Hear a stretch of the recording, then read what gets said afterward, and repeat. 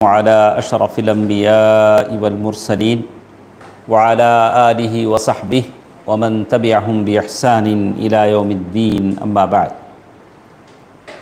محترم دوستو، عزیزو، ہمیں دیکھنے والے مرد و حضرات، اللہ تعالیٰ کا فضل و کرم ہے کہ یہ حدیثیں ہم پڑھ رہے ہیں۔ آج ہمارے ساتھ حدیث نمبر 30 پر 6 ہے۔ جس کے پاس انگریزی ترجمہ ہے تو اسے دیکھیں انشاءاللہ۔ دیکھنے سے عبارت آپ دیکھیں گے تو بات پوری طرح سمجھ میں آئے گی۔ کل کے درس میں ہم نے ایک حدیث پڑھا تھا جس میں ہم مسلمانوں کو بتایا گیا تھا کہ اسلامی معاشرے میں ہم کیسے رہیں، ایک مسلمان دوسرے مسلمان کے ساتھ کیا کیا نہ کرے۔ نہ کرے کا مطلب کیا بتایا گیا؟ لا یظلموا، ایک مسلمان دوسرے مسلمان پر ظلم نہ کرے۔ ولا یحقروا، ایک مسلمان دوسرے مسلمان کی کیا نہ کرے؟ حقارت نہ کرے، برائی نہ کرے۔ والسلام۔ ایک مسلمان دوسرے مسلمان کی غیبت نہ کرے، غیبت نہ کرے۔ یہ ساری باتیں بتائی گئی تھی کل کے حدیث میں۔ تو ایک مسلمان کو کیا کیا نہیں کرنا چاہیے، یہ باتیں کل کے حدیث میں ہم نے پڑھا۔ آج کے حدیث میں کیا کیا کرنا چاہیے۔ کل کچھ باتوں سے منع کیا گیا، ایک مسلمان کے ساتھ آپ یہ نہ کریں، اس کا مال، اس کا خون غلط طریقے سے نہ بہائیں، غلط طریقے سے اس کا مال نہ لیں۔ آج جو حدیث ہم پڑھنے جا رہے ہیں، اس حدیث میں چند باتوں کا ذکر ہے۔ پہلے ہم باتیں سمجھ جاتے ہیں کیا کیا باتیں ہیں۔ پہلی بات، تنگ دست بولے تو مالدار، کون؟ غریب، فقیر، اس آدمی اور پریشان آدمی کی آپ مدد کریں۔ یہ اس حدیث میں بتایا گیا۔ جو بھی پریشان ہیں لیکن واقعی پریشان ہونا چاہیے، ویسے آدمی کی آپ مدد کریں۔ دوسری بات جو آج جو حدیث ہم پڑھنے جا رہے ہیں اس میں بتایا عیب پوشی۔ عیب پوشی کے مطلب کسی کے عیب کو چھپانا۔ مطلب ایک آدمی ہے ماشاءاللہ، نمازی ہیں، متقی ہیں، کبھی کوئی غلطی نہیں کرتے، لیکن بشریت کے تقاضے کے تحت کبھی ایک مسٹیک ہو جاتا ہے، تو آپ اسے کیا کریں؟ واٹس ایپ پہ ڈال دیں۔ کیا کرنا؟ ان کو پردہ پوشی کر کے، بھئی آپ اتنے اچھے انسان ہیں، آپ کے اتنے اچھے اخلاق ہیں، آپ کو ہم نے کبھی ایسا کرتے نہیں دیکھا، یہ آپ نے کیا کر دیا؟ ان کو ناصحانہ انداز میں الگ سے آپ کیا کریں؟ سمجھائیں۔ یہ دوسری بات۔ پہلی بات کیا تھی اس حدیث میں؟ پہلی بات کیا تھی؟ غریب کی، پریشان حال کی آپ کیا کریں گے؟ مدد کریں گے۔ دوسری چیز عیب پوشی۔ عیب پوشی کے مطلب کسی کے عیب کو کیا کرنا؟ کس کی عیب کو چھپائیں گے؟ جو واقعی اچھا آدمی ہے، کبھی مسٹیک نہیں کرتا، ہمیشہ نیکی کرتا، اس سے کبھی ایک بار اگر ایسی غلطی ہوگی تو آپ کیا کریں گے؟ لیکن اگر کوئی جانا مانا انسان ہے، بہت زیادہ مجرم ہے، کرائم کرتا ہے، ویسے آدمی کے عیب کو آپ چھپاتے رہیں گے تو وہ کیا کرے گا؟ اور کرے گا۔ اس کی شکایت تو ہونی چاہیے۔ یہ دیکھیے، یہ دوسری بات تھی جو اس حدیث میں بتائی جا رہی ہے۔ تیسری بات، علم کی فضیلت۔ یہ جو علم ہم سیکھ رہے ہیں، یہ علم کی فضیلت کیا ہے؟ آپ علم کی فضیلت جانیں گے تو علم حاصل کرنے میں شوق دکھائیں گے، ورنہ ایسی حالت رہے گی۔ اس لیے کہ پتہ نہیں، دوسرے علم کا یہ معلوم ہے، ٹیوشن جانا ہے، وہ جو پڑھ رہے ہیں اس سے روزی روٹی بندھی ہوئی ہے، وابستہ ہے، اسی لیے لوگ اس میں کیا دکھاتے ہیں، لیکن ان کو نہیں معلوم کہ اس سے آخرت کی زندگی بندھی ہوئی ہے۔ دنیا کا جو بھی علم ہے وہ صرف آنکھ کھلے رکھنے تک کام آتا ہے۔ آنکھ بند ہونے کے بعد وہاں کون سا علم شروع ہو جاتا ہے؟ یہ علم شروع ہو جاتا ہے۔ آدمی کو آخرت کا علم ہو، اللہ پر ایمان ہو، آخرت پر ایمان ہو، یہ ساری باتیں۔ تو اس حدیث میں 3 باتیں مجھے اور آپ کو بتائی گئی۔ ایک، تنگ دست، غریب، مفلوق الحال انسان، پریشان حال کی مدد کرنا۔ دوسرا، عیب چھپانا۔ تیسری بات جو بتائی گئی ہے، علم حاصل کرنا اور علم کی فضیلت۔ یہ حدیث ابو ہریرہ رضی اللہ تعالی عنہ سے مروی ہے۔ ابو ہریرہ رضی اللہ تعالی عنہ اللہ کے رسول صلی اللہ علیہ وسلم کے وہ صحابی ہیں جو انہوں نے بہت ساری حدیثیں روایت کی ہیں۔ ابو ہریرہ رضی اللہ تعالیٰ عنہ کہتے ہیں کہ زمانے کے بعد کہا، لوگ مجھے کہتے ہیں کہ ابو ہریرہ تم نے اتنی حدیثیں اللہ کے نبی صلی اللہ علیہ وسلم سے کیسے روایت کی؟ بولا کہ دوسرے صحابہ تھے وہ کام کاج میں لگ جاتے تھے، میں اللہ کے نبی صلی اللہ علیہ وسلم کے پیچھے رہتا تھا، جو بھی باتیں اللہ کے نبی صلی اللہ علیہ وسلم بولتے تھے میں سنتا تھا۔ بڑے فخر و فاخر کی زندگی تھی، ان کی ماں کے ساتھ وہ ادھر رہتے تھے، اور پھر ماں کے بہت احسان سلوکی کرنے والے تھے، ماں کے ساتھ ان کا حسن سلوک بہت اچھا ہوتا تھا۔ کس کا؟ ابو ہریرہ رضی اللہ تعالیٰ عنہ کا۔ تو کہتے ہیں انہی سے حدیث ہے، انہوں نے ارشاد فرمایا، اللہ کے نبی صلی اللہ علیہ وسلم سے روایت کرتے ہوئے کہتے ہیں اللہ کے رسول صلی اللہ علیہ وسلم نے ارشاد فرمایا، من نفس عن مؤمن کربة من کرب الدنیا نفس اللہ عنہ کربة من کرب یوم القیامہ۔ ابو ہریرہ رضی اللہ تعالیٰ عنہ سے روایت ہے کہ نبی کریم صلی اللہ علیہ وسلم نے ارشاد فرمایا، جس نے کسی مومن کی کس کی پریشانی؟ مومن کی پریشانی، دنیا کی پریشانیوں میں سے کوئی پریشانی دور کر دی۔ کس کی پریشانی؟ مومن کی پریشانی۔ آپ جسے بھی یہ کر رہے ہیں وہ کون ہونا چاہیے؟ تھوڑا تقوی والا دیندار آدمی ہونا چاہیے۔ کوئی گنجا استعمال گانجا پیتا ہو، کوئی شرابی ہو، ہاں اس کے سدھر جانے کا امکان ہے تو آپ اس کے ساتھ بھی کیا کر سکتے ہیں؟ خیر اور فلاح کر سکتے ہیں۔ کوئی پریشانی دور کر دی، اللہ تعالی قیامت کے دن اس کی پریشانیوں میں سے ایک پریشانی کو دور کر دے گا۔ ہم کسی مومن کی پریشانی کو دور کرتے ہیں تو اللہ کیا کرے گا؟ قیامت کے دن ہماری پریشانیوں میں سے کسی پریشانی کو دور کر دے گا۔ قیامت کو قیامت کیوں کہا گیا؟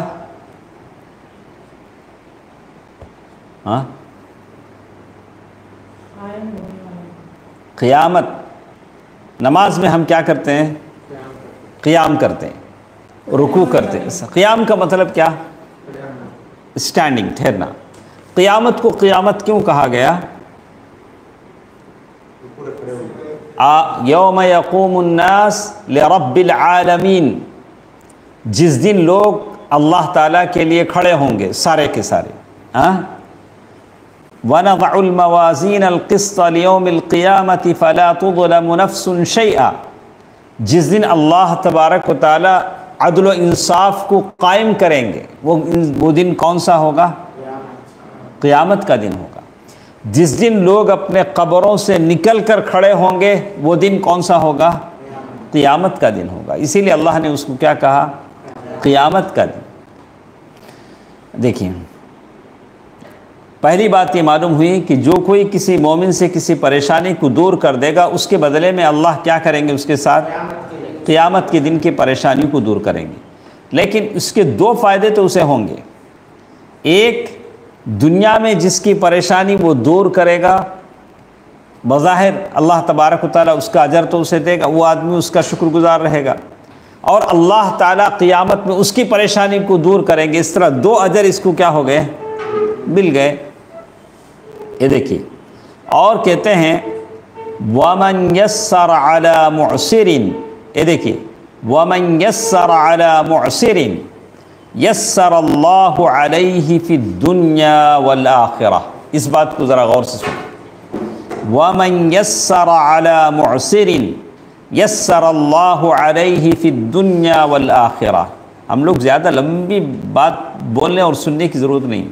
نبی صلی اللہ علیہ وسلم کے جو فرمودات ہیں، جو الفاظ ہیں، اسے سمجھ گئے تو بس، اسے ترجمے کے ساتھ اگر ہم سمجھ جاتے ہیں تو اس سے بڑھ کر کوئی دولت نہیں ہے۔ پہلے بات بتائی گئی، کسی مومن کی پریشانی آپ دور کریں گے تو آخرت کی پریشانی کو اللہ کیا کرے گا؟ آپ سے دور کرے گا۔ دنیا کی پریشانیاں آسان ہیں، آخرت کی پریشانیاں بڑی مشکل ہیں۔ بڑی مشکل ہے۔ آدمی ایک نیکی کے لیے کیا کرے گا؟ دوڑے، یوم یفر المرء من اخیہ، آدمی دوڑے دوڑے پھرے گا، بھائی سے مانگے گا، بیوی سے، دوست سے، کوئی وہاں کسی کا ساتھ نہیں دے گا۔ ویسے وقت میں اللہ تعالیٰ پریشان، پریشانی کو دور کریں گے۔ دوسری بات یہ کہی گئی وَمَنْ يَسَّرَ عَلَى مُعْسِرٍ، اور جس نے کسی مشکل غریب آدمی پر آسانی کی، اللہ اس پر دنیا اور آخرت میں آسانی کرے گا۔ پہلی بات میں کیا ہے؟ کسی مومن کی پریشانی کو آپ نے دور کیا، وہ پریشانی آپ کی طرف سے نہیں ہے، کسی اور کی طرف سے ہے، وہ دور کریں۔ یہاں آپ اس میں انوالو ہیں، آپ نے کسی کو قرض دیا ہے، اس کے قرض کی ادائیگی کو آپ کیا کر رہے ہیں؟ آسان کر رہے ہیں۔ آپ نے اپنا گھر کسی کو کرائے پہ دے رکھا ہوا ہے، ہاں بولتے ہیں کہ آپ کتنا بھی کرنٹ جلاؤ 9 روپے یونٹ کے حساب سے کیا کرو، 9 روپے یونٹ کے حساب سے کیا کرو اکرم؟ ایسا ہوتا کیا؟ آج کرایہ دار یہی نہ ظلم کرتے ہیں۔ کرایہ دار کیا کرتے ہیں؟ بھلے کرایہ مالک مکان کیا کرتے ہیں، برے کرایہ دار جلائے نہیں جلائے کرنٹ، لیکن اس کو 1 یونٹ کا حساب کتنا دینا پڑتا ہے؟ 9 روپے، 9 روپے، 9.5 روپے بھی لیتے۔ کہا کہ ایسا نہیں، وَمَنْ يَسَّرَ عَلَى مُعْسِرٍ، آپ کیا کرو؟ آسانی کرو۔ آپ کے گھر میں کوئی ہے یا آپ کے دکان میں کوئی کام کرتا ہے یا کسی اور جگہ کوئی کام کرتا ہے تو آپ کیا کرو؟ یہ اور بات ہے کہ مالک مکان ہے ماشاءاللہ، جیسے اس نے اپنا آپ کا الگ میٹر لگا دیا، جیسے ہمارے پاس ہوتا ہے الگ میٹر ہمارا ہے، جو آیا ہم نے جو جلایا اسے پے کیا، تو وہ بات الگ ہے۔ ہاں تو معلوم یہ ہوتا ہے کہ جو بھی آپ کے انڈر میں ہے آپ ان کے ساتھ کیا کریں؟ اچھا سلوک کریں، اچھا سلوک کریں۔ کسی کو قرض دیا ہے تو قرض کی وصولی کے لیے آپ کیا کریں؟ آسانی کریں۔ بولا بھائی دے نہیں سکتا، نہیں، کتنا ہے اتنا دے، ماہانہ دے، ہفتہ بھر میں دے دے، لیکن دے دے، جب پیسے ہے تب دے دے، ایسا نہیں بول سکتا۔ جس نے کسی تنگ دست انسان پر، غریب انسان پر آسانی کی، اللہ اس پر دنیا اور آخرت کی میں آسانی کرے گا، دونوں جگہ، دنیا میں بھی آخرت میں۔ اور پھر ہم لوگ اس حدیث میں کتنی باتیں ہمارے ساتھ تھیں؟ 3 باتیں۔ 3 باتوں میں پہلی بات ہماری ختم ہو گئی۔ دوسری بات جس کے بارے میں کہا وَمَن سَتَرَ مُسْلِمًا سَتَرَهُ اللَّهُ فِي الدُّنْيَا وَالْآخِرَةِ، سَتَرَهُ اللَّهُ فِي الدُّنْيَا وَالْآخِرَةِ، اور جس نے کسی مسلمان کی عیب پوشی کی، عیب کو چھپایا، اللہ تعالیٰ دنیا اور آخرت میں اس کے عیب کو کیا کرے گا؟ چھپائے گا۔ تو جو بھی عیب ہے کسی بھائی میں ہے اس کو کیا کرنا چاہیے؟ جہاں تک ہو سکے عیب کو کیا کرنا چاہیے؟ چھپانا چاہیے۔ لیکن کس سے چھپائیں گے؟ جو نیک انسان ہے، کبھی کوئی غلطی اور مسٹیک اس سے ہو جاتا ہے، لیکن جو جانا مانا مجرم ہے، جو ہمیشہ برائی کرتا ہے، اس کے عیب کو آپ چھپاتے رہیں گے تو اس کی دلجوئی ہو جائے گی، اس کی ہمت ہو جائے گی، اور کیا کرتے جائے گا؟ برائی کرتے جائے گا۔ ہم شرح میں پڑھیں گے تو کہتے ہیں کہ جس نے کسی مسلمان کی عیب پوشی کی، اللہ تعالیٰ دنیا اور آخرت میں اس کی عیب پوشی فرمائے گا۔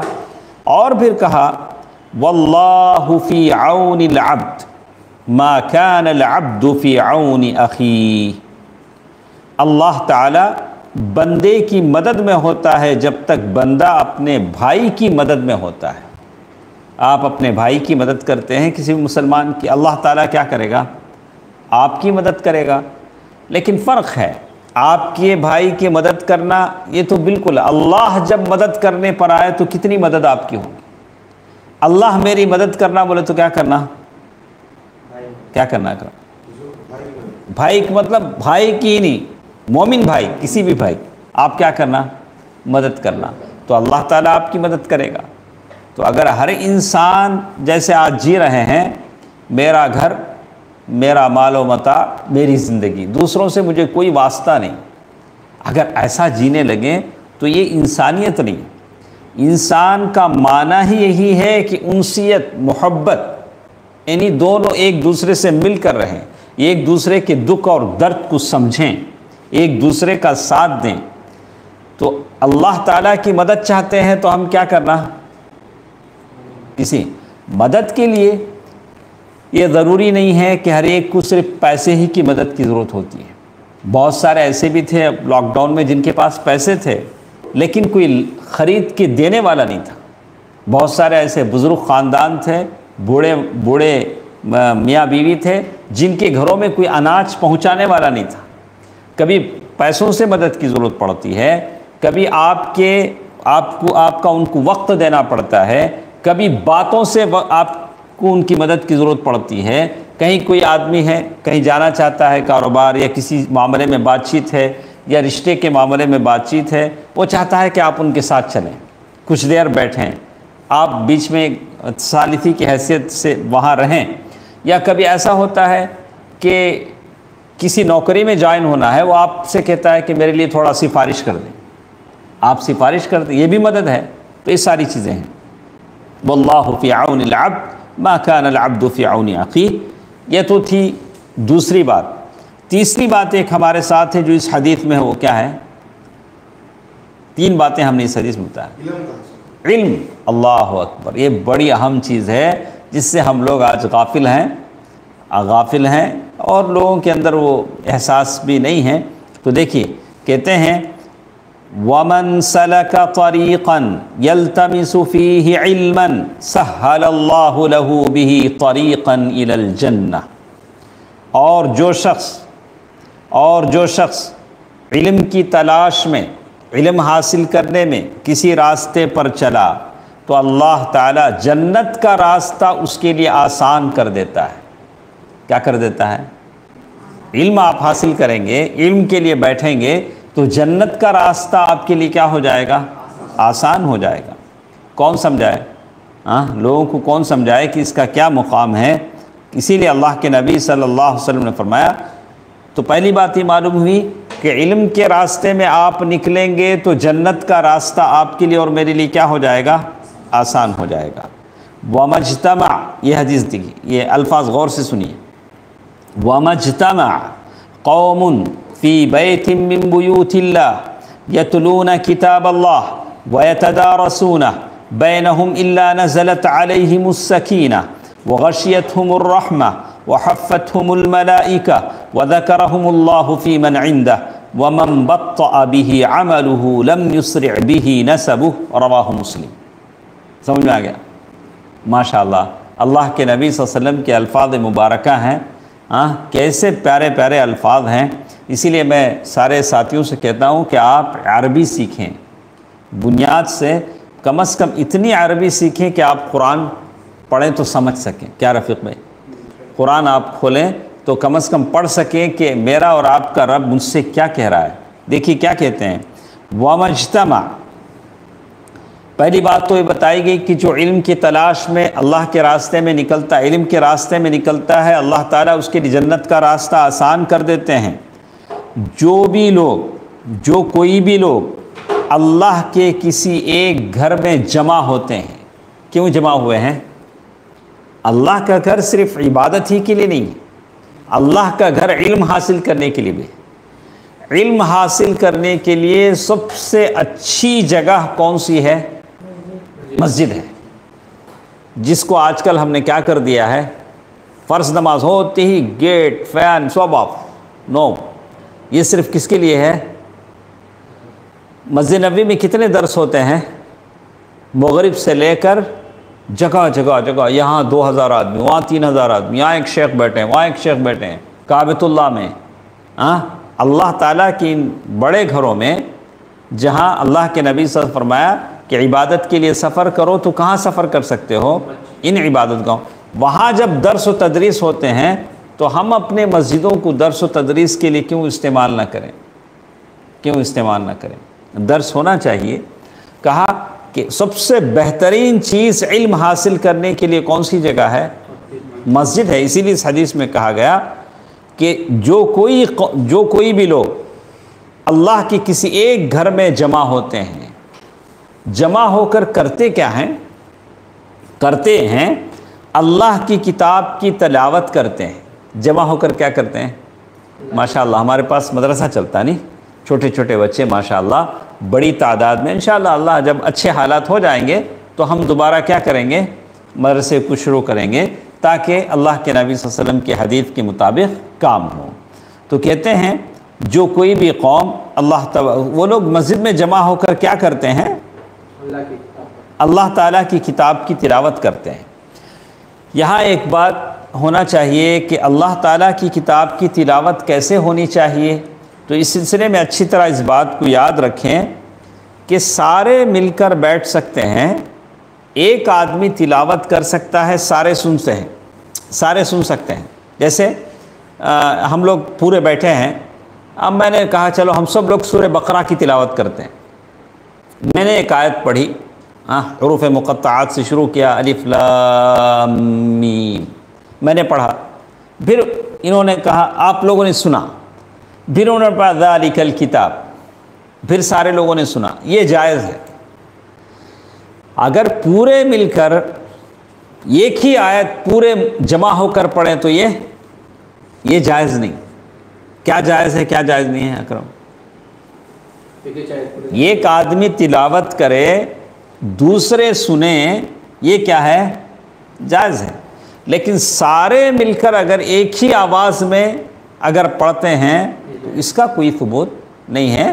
جیسے صوفیہ، وہ گمراہ صوفیہ جو ہے صرف اللہ کا نام لے کر اللہ اللہ ہو بولتے ہیں، وہ بھی بتی بھی آف کر دیتے ہیں اندھیرے میں۔ یہ ساری چیزیں جس کی مشروعیت ہمارے پاس نہیں ہے۔ تو حدیث میں بتایا گیا کہ یہ سارے لوگ اللہ تعالیٰ کے گھر میں جمع ہوتے ہیں، اللہ تعالیٰ کی کتاب کی تلاوت کرتے ہیں، اور حدیث کے الفاظ میں یہ بھی بتایا گیا وَيَتَدَارَسُونَهُ بَيْنَهُمْ، اور آپس میں پڑھتے اور پڑھاتے ہیں۔ کیا کرتے ہیں؟ آپس میں پڑھتے ہیں۔ مطلب کبھی میں نے 5 آیتیں پڑھی، آپ ایک 5 آیتیں پڑھیں، اچھا کہ مخرج معلوم ہو، لحن کیسا ہے معلوم ہو، تجوید کیسے ہے معلوم ہو، آپ ایک 5 آیتیں پڑھیں، اس سے کیا ہوگا؟ آپ 5 آیتیں پڑھیں گے تو سارے سنیں گے کہ کہاں آپ کی غلطی ہو رہی ہے، کہاں مد متصل ہے، کہاں مد منفصل ہے، کہاں قصر ہے، کہاں طول ہے، یہ ساری چیزیں کیا ہوں گی؟ آپ کو معلوم ہوں گی۔ تو یہ بات بتائی گئی، یہ پڑھتے ہیں اور پڑھاتے ہیں۔ تو کیا ہوتا ہے جب یہ لوگ جمع ہوتے ہیں، علم حاصل کرتے ہیں اور پڑھتے اور پڑھاتے ہیں، تو اس کا فائدہ کیا ہوتا ہے؟ تو کہا إِلَّا نَزَلَتْ عَلَيْهِمُ السَّكِينَةُ، کیا آتی ہے وہاں؟ سکینہ آتی۔ یہ کیا سکینہ ہے؟ جس کے لیے لوگ کیا کرتے ہیں؟ بہت ڈھونڈتے اسے، کیا؟ دل کی تسلی کے واسطے۔ یہ گیم کئی کو کھیلے آگے تو چپ کے واسطے کیا بولتے ہیں عام طور جواب؟ یہ گیم کیوں کھیلتے ہیں؟ یہ ویڈیو گیم کیوں کھیلتے ہیں؟ کیوں اس طرح ناچتے ہیں؟ کیا بولتے ہیں؟ ایٹنٹ کیا بولتے ہیں؟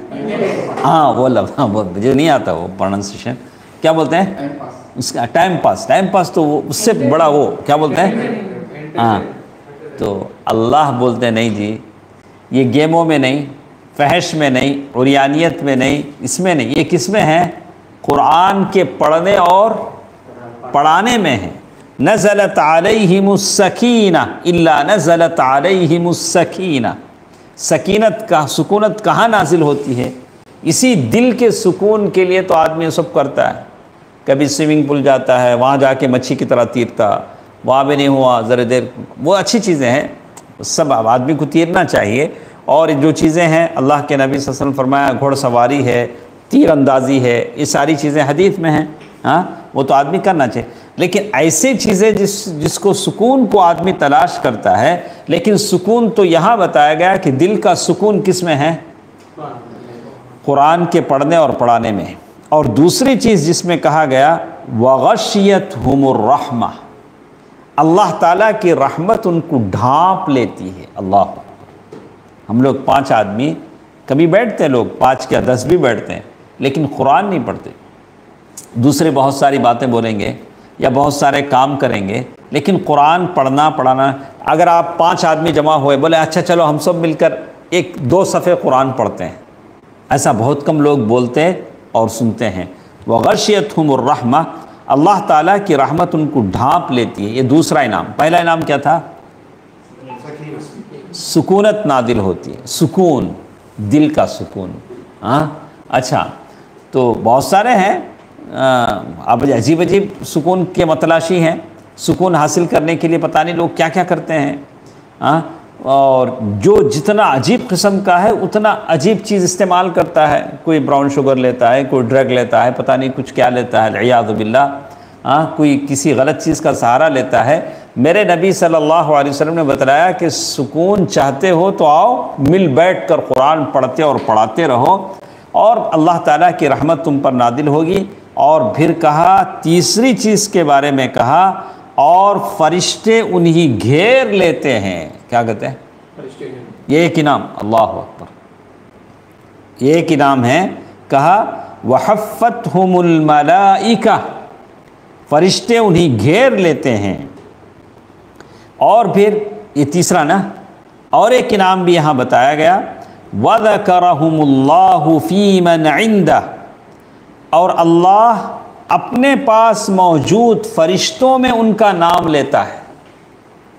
یہاں ہم اللہ کا قرآن پڑھتے ہیں مسجد میں بیٹھ کر, اللہ عرش پر جو فرشتے اس کے ساتھ ہیں ان فرشتوں کے سامنے کیا کرے گا؟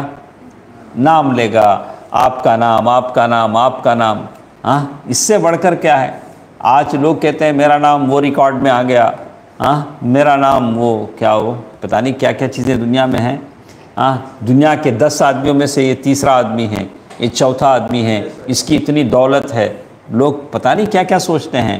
لیکن اللہ مالک ارض و سما, خالق ارض و سما, جس کے ہاتھ میں زمین و آسمان کے خزانوں کی چابیاں ہیں, وہ اگر فرشتوں کے سامنے آپ کے اور میرے نام کا ذکر کر دے تو اس سے بڑھ کر کوئی عزت کی بات ہے, اعزاز ہے؟ تو کہتے ہیں یہ کتنا انعام ہوا. آخر میں ایک چیز اس حدیث میں بتائی گئی, ذرا غور سے سنیں. کہتے ہیں من بطأ به عمله لم يسرع به نسبه. کیا مطلب اکرم؟ من بطأ به عمله لم يسرع به نسبه, جس کا عمل اسے پیچھے کر دے اس کا نسب اسے آگے نہیں لے جا سکتا. ہمارے ساتھ دو باتیں ہیں, ایک میرا اور آپ کا عمل ہے. عمل سے زندگی بنتی ہے.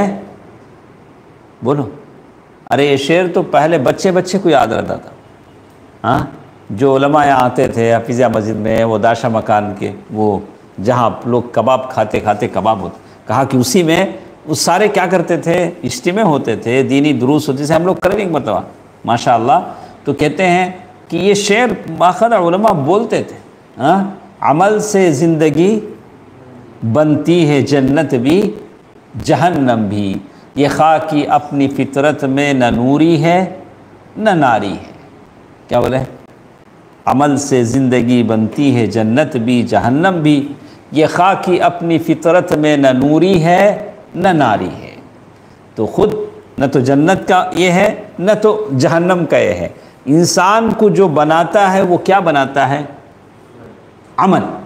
اصل چیز اسے جو جنت میں لے جاتا ہے کیا ہے؟ عمل. تو عمل تو کہتے ہیں کہ ایک میرے ساتھ میرا عمل ہے, دوسرا میرے ساتھ میرا نسب ہے. نسب بولے تو لینج. لینج کیا بولیں اسے؟ لینج مطلب کیا لائنیج کیا بولتے اس کو؟ کہ میرے دادا میرے پاوا, جیسے میں کہوں میں کچھ بھی عمل نہیں کیا, ہمارے ابا 2 بار حج کرے, ہمارے ابا وہ مسجد کے متولی, یہ کوئی کام آنے کی چیز؟ کوئی کام آتا ہے؟ نہیں آتا. آپ کیا ہے وہ بولو صاحب, آپ کتنے نمازی ہیں, آپ کتنے متقی ہیں. تمہارے ابا تھے, رہیں گے, اب انہوں کہاں چلے گئے؟ پیسر پاڑی میں. اس کا حساب نہیں. آپ کیا ہیں, کیا کرو, آپ بولو. اس لیے 2 چیزیں ہمارے ساتھ ہیں, ایک ہمارا نسب ہے, دوسرا ہمارا عمل ہے. میرے نبی صلی اللہ علیہ وسلم نے یہی بات بتائی, کہا جس کا عمل اسے پیچھے کر دے, جس کا عمل کیا کرے, اسے پیچھے کر دے, اس کا نسب اسے آگے نہیں لے جا سکتا. نسب ہے. آپ کے ابا ماشاءاللہ بڑے نیک رہیں گے, متقی رہیں گے, لیکن ابا کا جو تقوی ہے, ان کی جو نیکیاں ان کے ساتھ, لیکن میری نیکیاں تو ہونی چاہیے نا.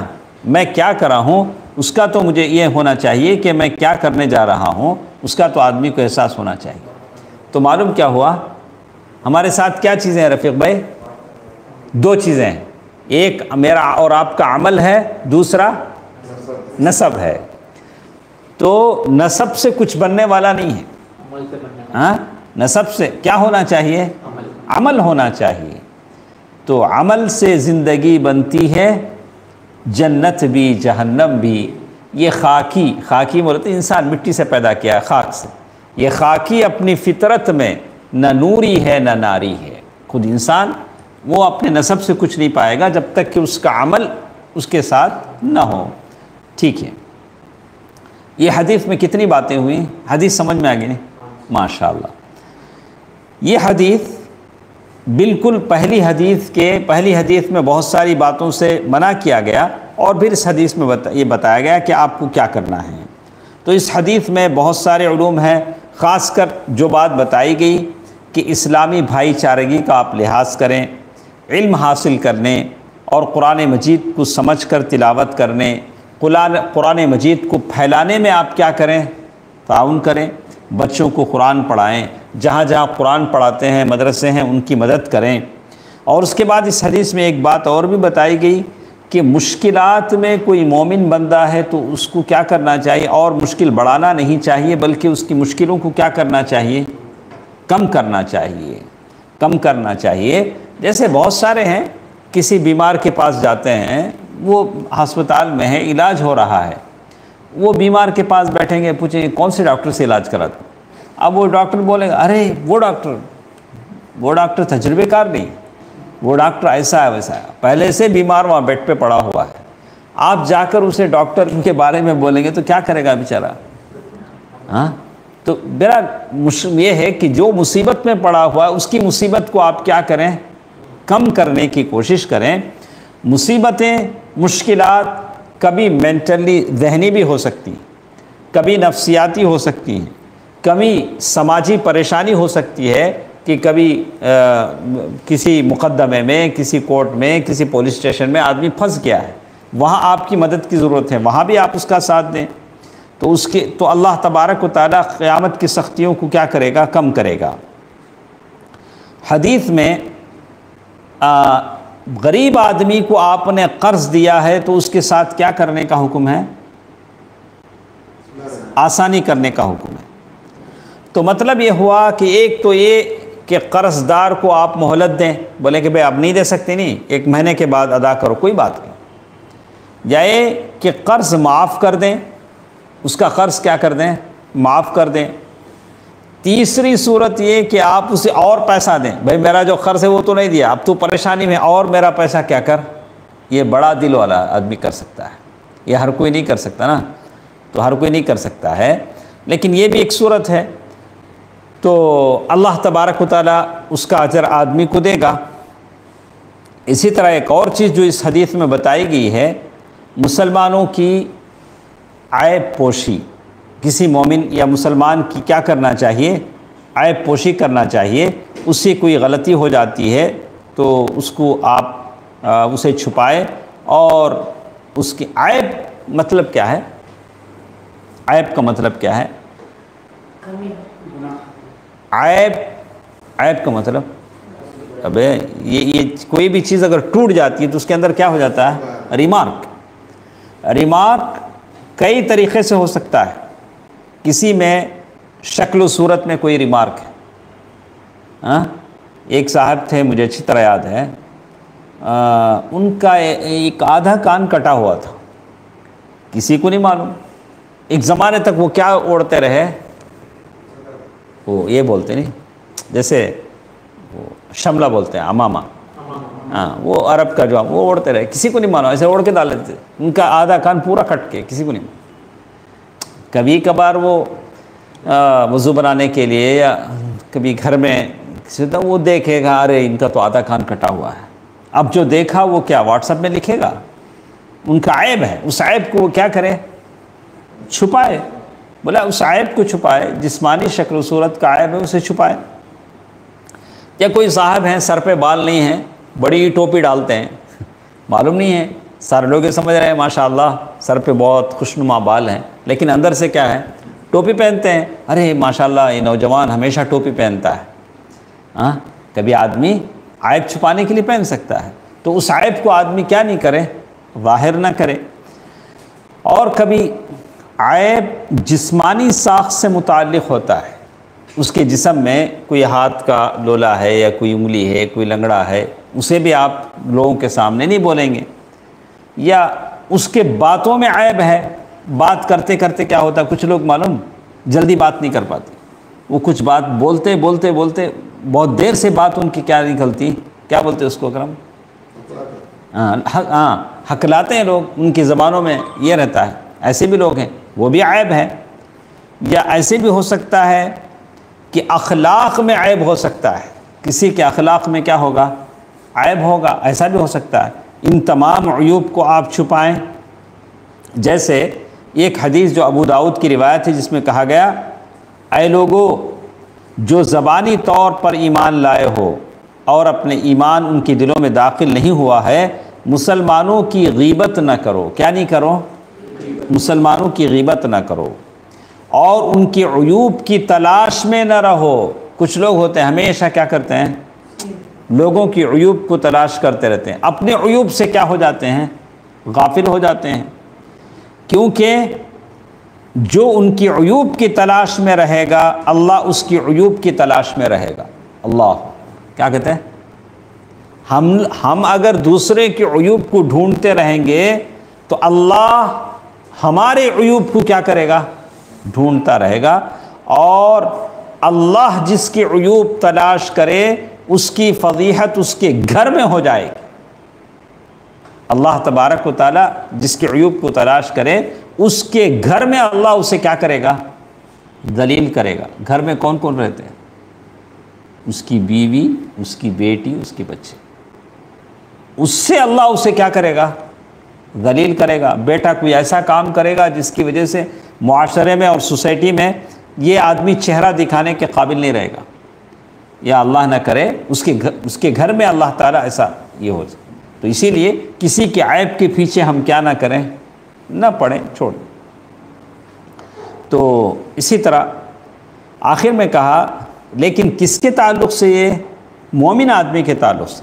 لیکن جو شخص علانیہ کھل کر فسق و فجور کرتا ہے اس کی غیبت حرام نہیں ہے. اس کے تعلق سے آپ کیا کر سکتے ہیں؟ لوگوں کو آپ خبردار کر سکتے ہیں، لوگوں کو اس کی حالت بتا دینا ضروری ہے تاکہ لوگ اس کے شر سے محفوظ ہو جائیں.